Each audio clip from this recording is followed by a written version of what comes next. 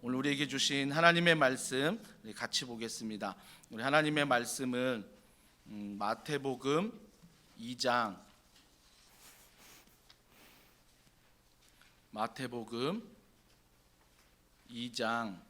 1절부터 12절 말씀을 한 절씩 교독하겠습니다.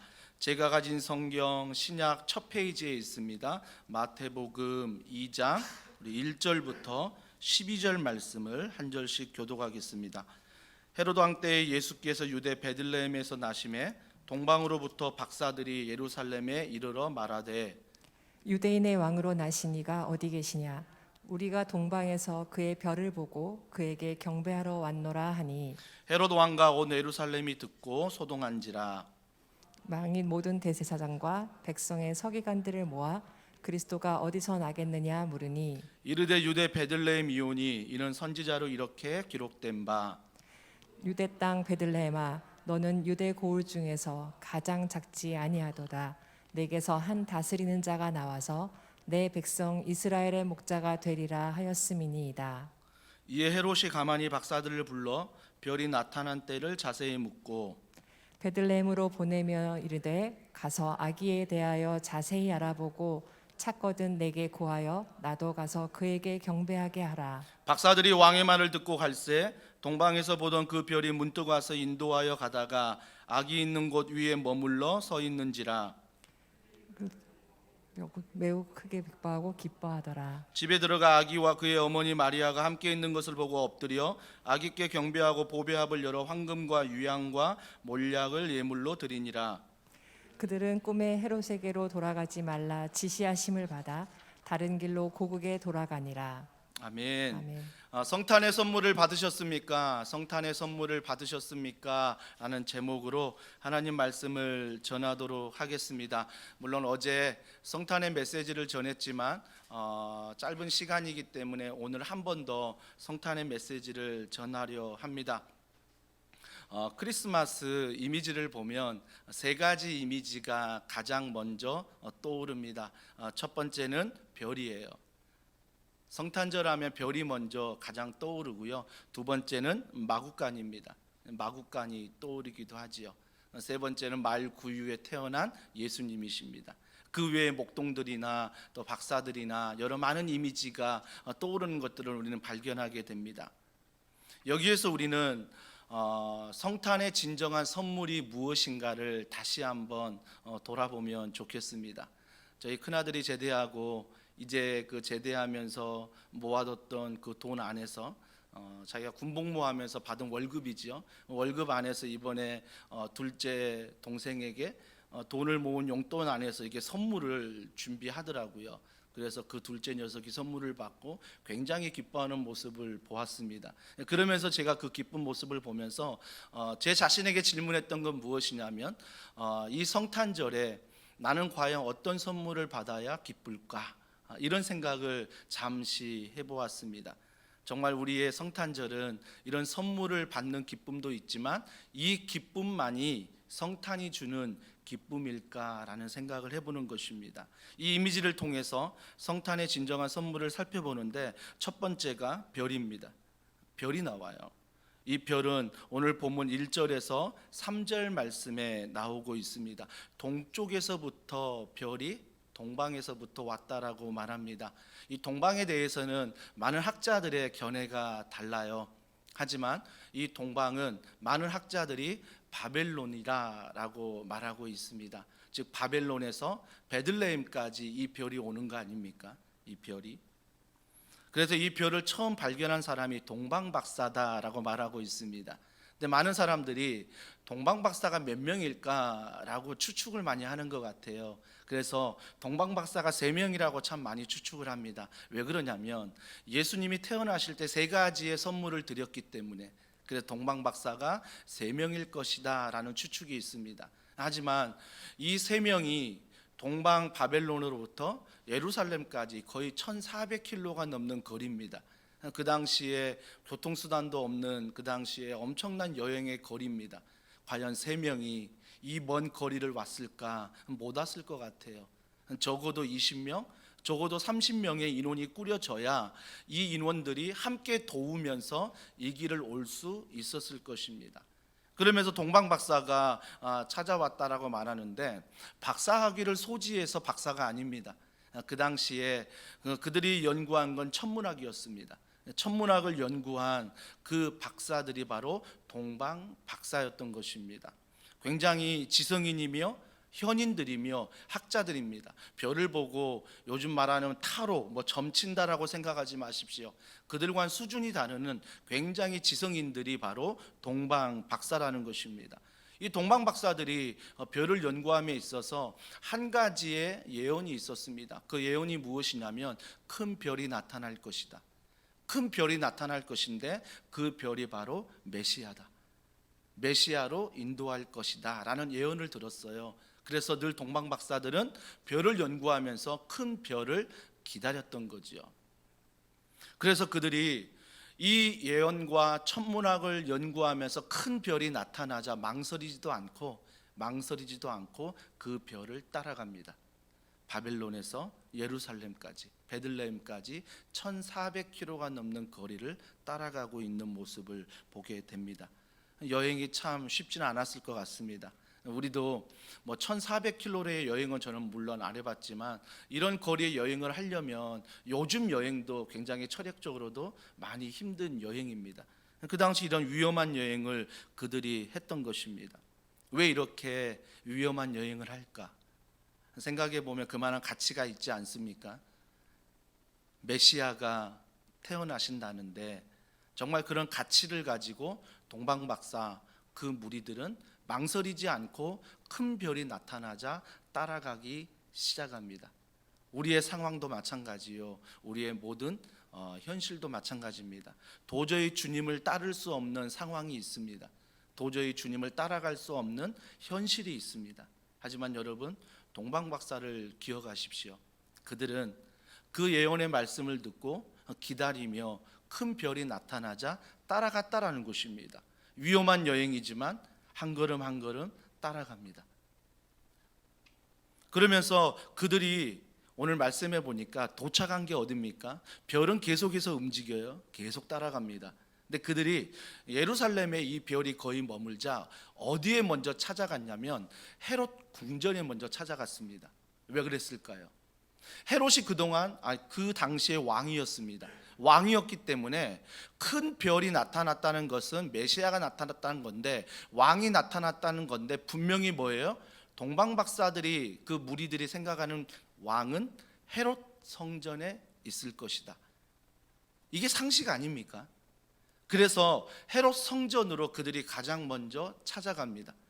헤롯 성전에 찾아가서 헤롯 왕과 많은 사람들에게 이렇게 말했죠. 2절에 보세요. 유대인의 왕으로 나신 이가 어디 계시냐? 자기가 별을 보고 쫓아와서 분명히 메시아 왕이 탄생함을 알고 자기들의 상식으로는 지금의 왕인 헤롯이 있는 그 성전, 그 궁전으로 가서 얘기하는 거예요. 유대인의 왕이 나셨는데 어디에 있느냐? 그들의 상식 아닙니까? 그런데 어떻습니까? 헤롯 왕을 비롯한 많은 사람들이 깜짝 놀랍니다. 뭐가 났다고? 내가 왕인데 누가 왕이라고? 헤롯 궁전이 뒤집어지기 시작하는 것입니다. 요동치기 시작하라는 거죠. 사랑하는 성도 여러분, 우리가 별을 따라가면서 그들이 기대하는 건 무엇이었습니까? 궁전이었습니다. 헤롯 궁전이었다고요. 이게 그들이 메시아라고 기대했던 그 사람이 누구냐면 헤롯 궁전에 있는 사람이었습니다. 우리의 신앙생활도 혹시나 이 별을 따라가는데 그 별을 따라가는 게 내 상식과 내 경험일 수 있다라는 것입니다. 여러분, 왜 별이 선물입니까? 왜 별이 우리에게 선물이 되죠?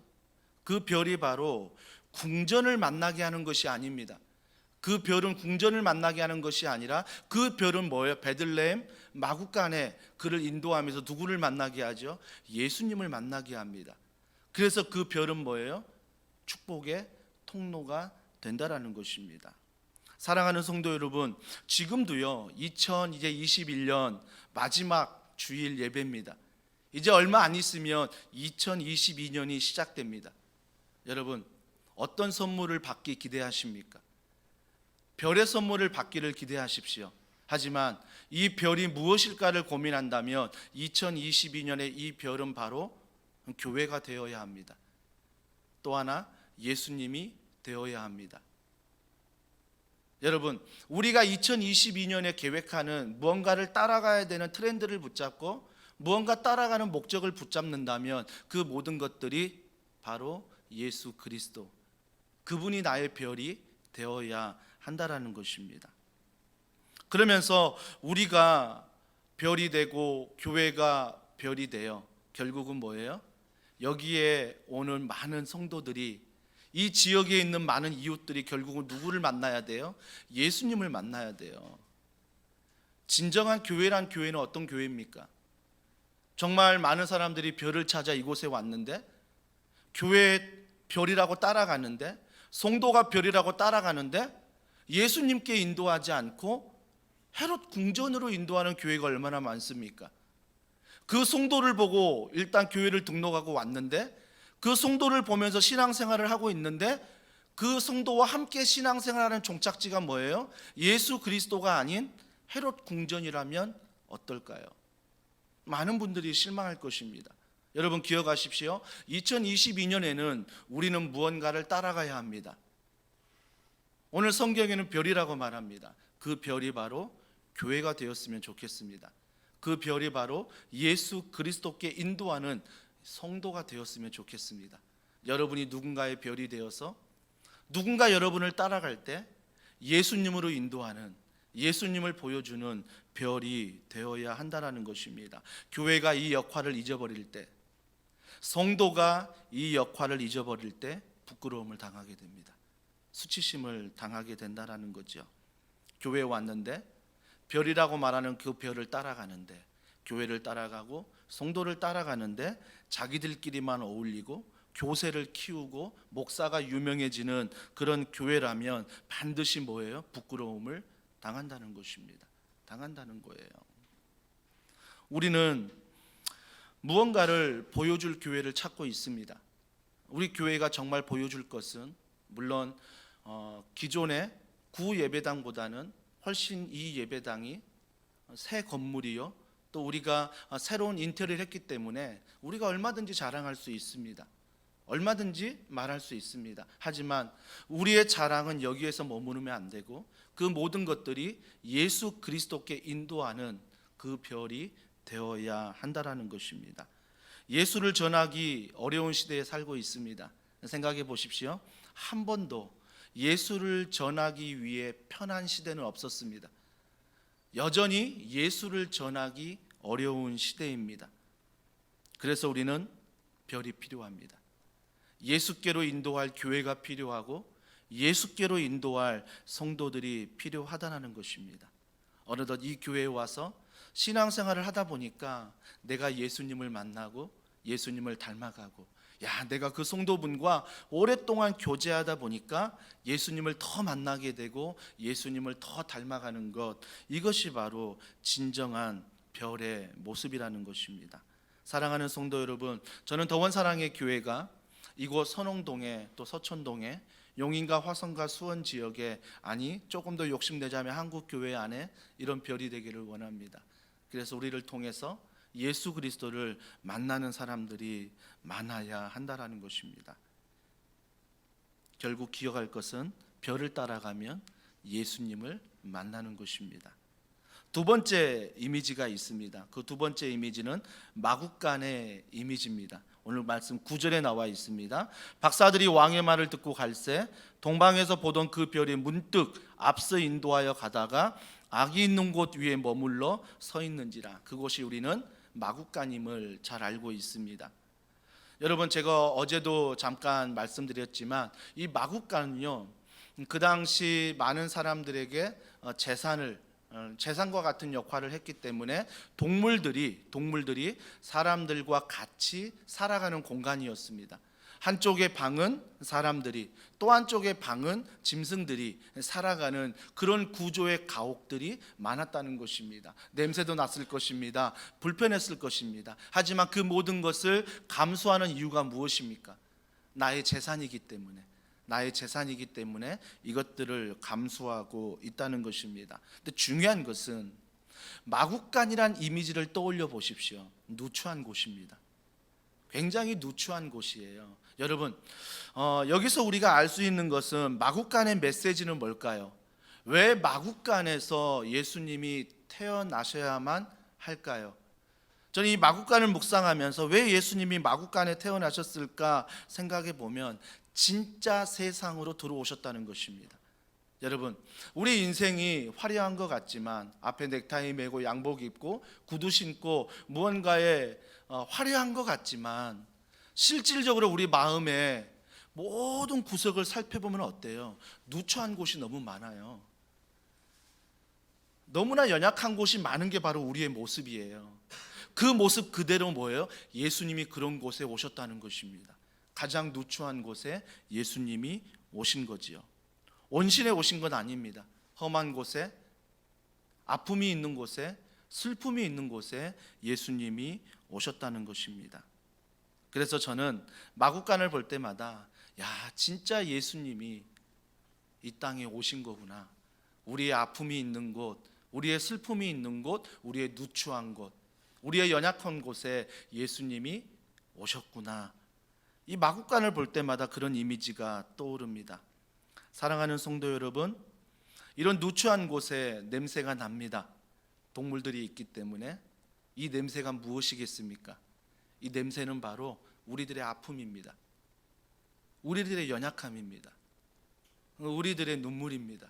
이 모든 것들이 그 냄새와 동일하여 그 예수님이 그 냄새나는 곳에 인간의 몸으로 오셨다라는 것입니다. 중요한 것은 무엇이냐면요, 예수님이 이 땅에 오셨는데 밖에 있는 사람들은 모른다는 것입니다. 마국간 밖에 있는 사람들과 마국간 안에 있는 사람들은 다르다는 것입니다.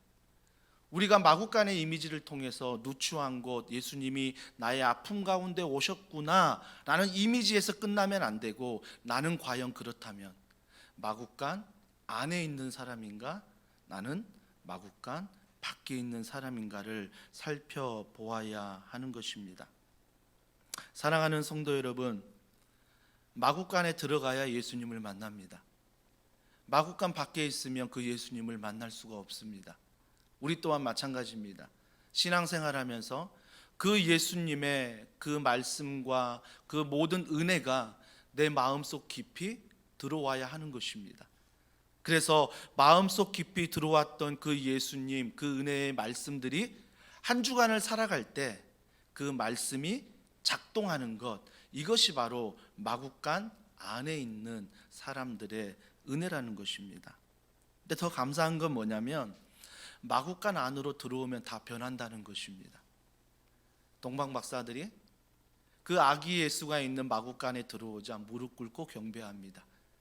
마국간 밖에 있을 때는 경배하지 않았습니다. 자기가 가장 귀하게 여기는 예물도 드리지 않았습니다. 오히려 마국간 밖에 있을 때는 이것들을 움켜잡았지요. 내가 황금을 더 가지려고, 내가 유향을 더 가지려고, 내가 몰약을 더 가지려고 마국간 밖에서는 그렇게 살았는데, 마국간 안에 들어오자 뭐예요? 황금을 내려놓습니다. 유향을 내려놓습니다. 몰약을 내려놓습니다. 모든 걸 내려놓고 그 아기 예수께 경배합니다. 무릎 꿇고 경배합니다. 크리스마스가 무엇입니까? 그리스도를 말하지 않습니까? 마스는 예배하다, 무릎 꿇다라고 말하는 것입니다. 결국 크리스마스는 아기 예수께 무릎 꿇고 예배하는 것입니다. 이것이 바로 진정한 크리스마스 선물이라는 것입니다. 마국간에 들어온 순간 사람들은 변화됩니다. 저는 이 말씀을 묵상하면서 더원 사랑의 교회 안에 들어와 이 1층부터 엘리베이터를 타고 그리고 이 5층의 문이 열리는 순간 예배당에 들어와 성도를 만나고 이곳에서 예배와 기도와 교제가 있을 때 우리들이 예수님 안에 무릎 꿇고 변화되는 역사가 일어나기를 원합니다. 그래서 우리가 예수 앞에 절하고 예수 앞에 나아가는 그런 놀라운 은혜가 마국간에서 있다는 것입니다. 저는 지금도 귀한 간증을 잊지 못합니다. 어느 한 성도님이 구 예배당에서 더원 사랑의 교회를 처음 찾아왔을 때 계단에서부터 올라오면서 가슴이 뛰기 시작하고 데크에 걸어오면서 정말 하나님의 은혜가 경험되어졌다는 간증을 전 지금도 잊지 못합니다. 물론 모든 성도들이 그런 간증을 하는 것 아닙니다. 저도 주차하고 엘리베이터 타고 올라올 때 그런 감정이 매주 있는 건 아닙니다. 하지만 하나님이 또 특별한 사람에게 그런 은혜도 주십니다. 그 특별한 사람이 누굽니까? 사모하는 사람. 예수 그리스도를 사모하고 예수 그리스도 앞에 절하고 예수 그리스도 앞에 내가 교회 밖에서 쥐어졌던 황금과 유향과 몰약을 내려놓을 수 있는 그 특별한 사람에게 그 예수님은 변화된 그 은혜를 주신다라는 것입니다. 세 번째 마지막으로 또 하나의 단골 이미지는 말 구유입니다. 11절에 보십시오. 집에 들어가 아기와 그의 어머니 마리아가 함께 있는 것을 보고 엎드려 아기께 경배하고 보배합을 열어 황금과 유향과 몰약을 예물로 드리니라 라고 말하고 있습니다. 예수님이 마구간에 태어나셨지만 정말 태어난 곳은 여물통이었습니다. 그 여물통 안에 태어나신 거죠. 여러분, 그 당시의 여물통은요, 베들레헴에서는 어느 집에서나 볼 수 있는 흔한 것이었습니다. 평범한 것이었습니다. 제가 서두에 말씀드렸죠. 가옥 구조가 짐승들과 함께 지내는 가옥 구조이기 때문에 집에 들어가면 가장 흔히 볼 수 있는 게 뭐예요? 여물통입니다. 가장 평범했습니다. 여러분, 여기에 말구유를 생각하시면서 정말 이게 어떻게 나에게 선물이 될까를 생각해 보십시오. 평범한 것입니다. 평범한 거예요. 그런데 평범하지 않습니다. 왜요? 평범한 곳에 예수 그리스도가 있기 때문입니다. 우리 또한 평범합니다. 지극히 평범한 사람입니다. 하지만 내 안에 예수 그리스도가 있기 때문에 보배가 되는 것입니다. 마찬가지로 여물통은 모든 가정에 있는 것이었습니다. 굉장히 평범했습니다. 하지만 예수 그리스도가 그 안에 있을 때 그 평범함은 보배로 바뀐다라는 것입니다. 사랑하는 성도 여러분, 우리 안에 2021년을 마감하면서 2022년을 우리가 새롭게 꿈을 꿀 때에 우리 또한 평범한 사람입니다. 하지만 예수 그리스도가 내 안에 중심에 계실 때 그 평범함 속에서 꿈을 꿔봅니다. 비전을 가져봅니다. 내 안에 사명을 가져봅니다.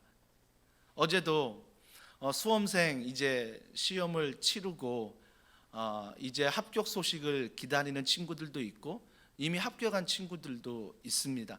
그 친구들을 만날 때마다 제가 격려하는 건 이거였습니다. 야, 이제 20년 산 거야. 야, 100세 시대라고 하면 앞으로 너희들 80년 더 살아야 돼. 80년 더 살아야 돼. 이 한 번의 인생의 실패가 80년 모두를 책임지는 거 절대 아니야. 절대 아니니까 어떤 결과든 낙심하지 말고 예수 그리스도가 너와 함께 하심을 믿어. 그 믿음 안에 너가 걸어갈 때 남들이 조금 빨리 간다는 불안감은 있지만 그 불안감이 예수 그리스도 안에 있다면 마음의 평안으로 바뀔 수 있다라는 것입니다. 여러분, 저는 책 제목 중에 이런 제목을 참 좋아합니다. 내 인생에 전성기는 오지 않았다.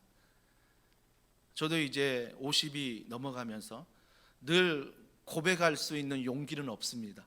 전성기 지나가지 않았을까? 20대가 30대가 40대가 전성기 아니었을까? 이런 생각을 해봅니다. 마구간 밖에 있으면 이게 맞습니다. 내 인생의 전성기는 점점 지나가는 것 같습니다. 하지만 마구간 안에서 그분 앞에서 그분의 평범한 내가 그분을 내 인생의 주인으로 모시고 살아갈 때 저는 평범이 아니라 내 인생의 전성기는 오늘입니다. 내 인생의 전성기는 내일일 것입니다. 내 인생의 전성기는 앞으로 5년 뒤, 10년 뒤 얼마든지 내 인생의 전성기를 맞이할 수 있다라는 것입니다. 사랑하는 성도 여러분, 그렇기 때문에 내가 평범하다라고 실망하지 마십시오. 더원 사랑의 교회가 지난 6년 동안 어떻게 세워졌습니까? 정말 지극히 평범한 분들이 그 자리를 지키기 때문입니다. 지극히 평범한 분들이 그 자리를 지키면서 기도하기 때문입니다. 지극히 평범한 분들이 그 자리를 지키고 기도할 뿐만 아니라 헌신하기 때문입니다. 누구 때문에? 예수님 때문입니다.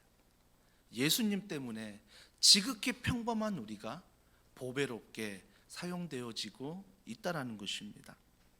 사랑하는 성도 여러분, 예수를 알기 전에 저는 굉장히 초라한 인생이었습니다.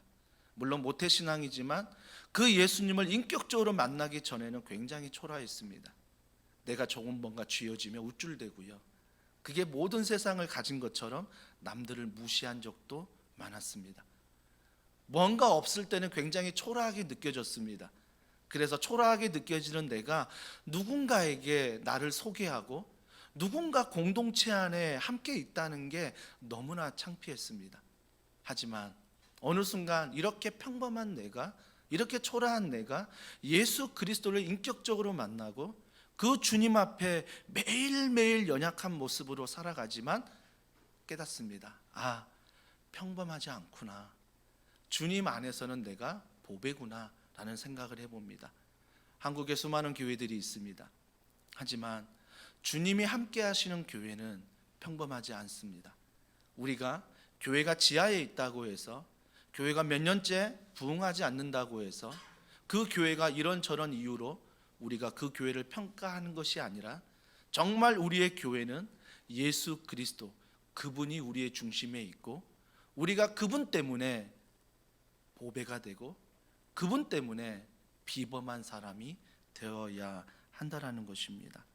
우리 안에 예수님이 계시지 않으면요, 내 자신은 초라할 수밖에 없어요. 승진에 실패할 때 얼마나 초라합니까? 대학에 실패할 때 얼마나 초라해집니까? 목회하는데 교회가 부흥하지 않을 때 얼마나 내 자신이 초라합니까? 내가 이만한 헌신을 하는데 누군가 내 헌신을 알아주지 않을 때 얼마나 초라해집니까? 내 자신에게만 집중하다 보면 내 자신은 계속 초라해집니다. 너무 초라해지는 거예요.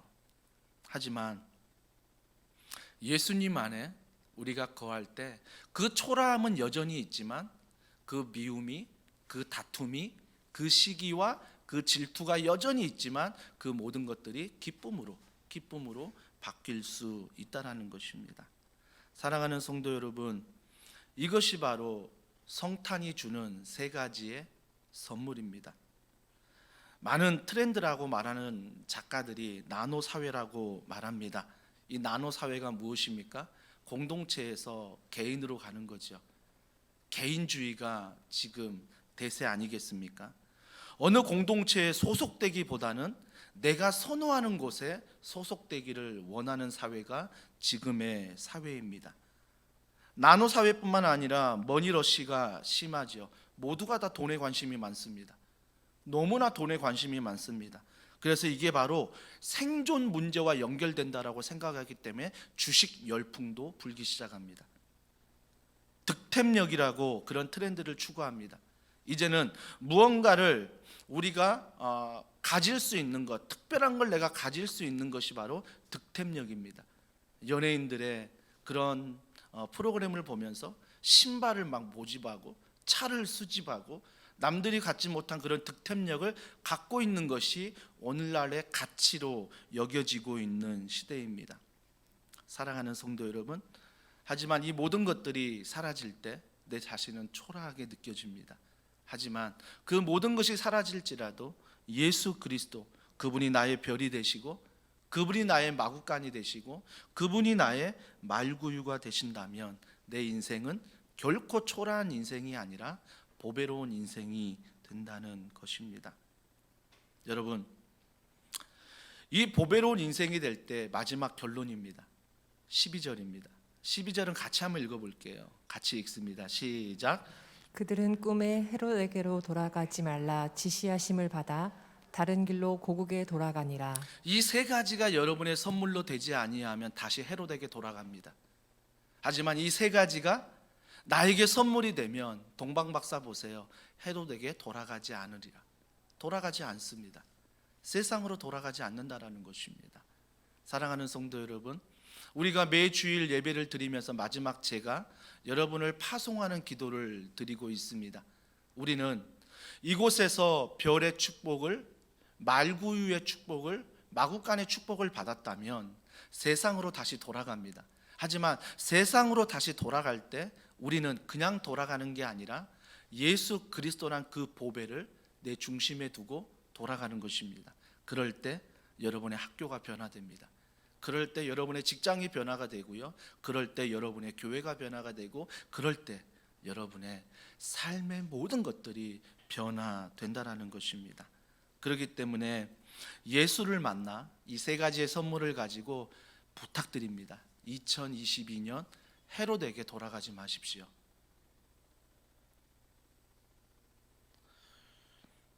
그러면서 세 가지 예물, 제가 말씀을 드렸듯이 어제는 황금은 내가 가장 소중히 여기는, 내가 갖고 싶어하는 것도 예수께 드립니다.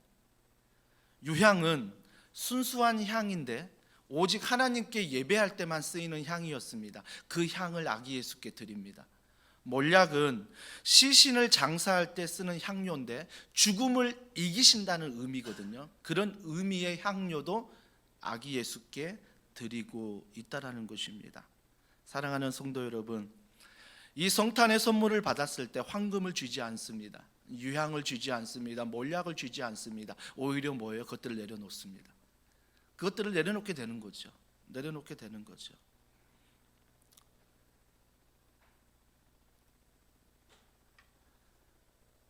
(2022년) 우리가 반드시 기억해야 될 것은, 예수 앞에 무릎 꿇지 않으면 여러분 헤롯 앞에 무릎을 꿇게 되어 있습니다.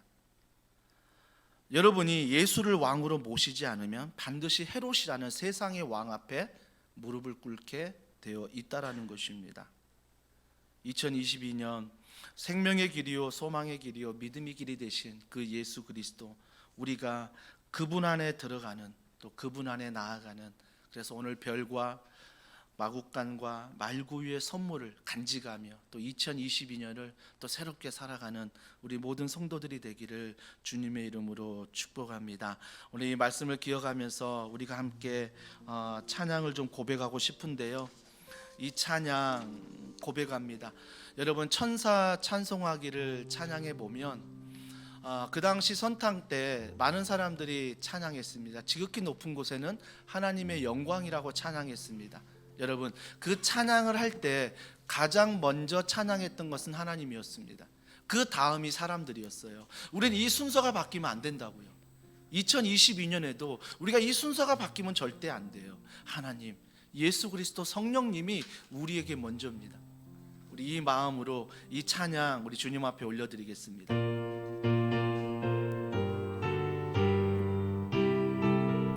우리 박수 치면서 찬양하겠습니다. 찬송하기를 거룩하신 구주께 영광 돌려본 구주 오늘 나셨네. 오늘 나셨네. 크고 작은 나라들 기뻐와 답하여라. 영광 받을 왕의 왕 베들레헴 나신 주. 영광 받을 왕의 왕 베들레헴 오늘 나신 예수는 하늘에서 내려와 전혀 몸에 나셔서 사람 몸을 입었네. 세상 모든 사람들 영원하신 주님께 영광 돌려보내며 높이 찬양하여라. 영광 돌려보내며 높이 찬양하. 의로우신 예수는 평화의 왕이시고 세상 빛이 되시며 우리 생명 되시네. 죄인들을 불러서 거듭나게 하시고 영생하게 하시니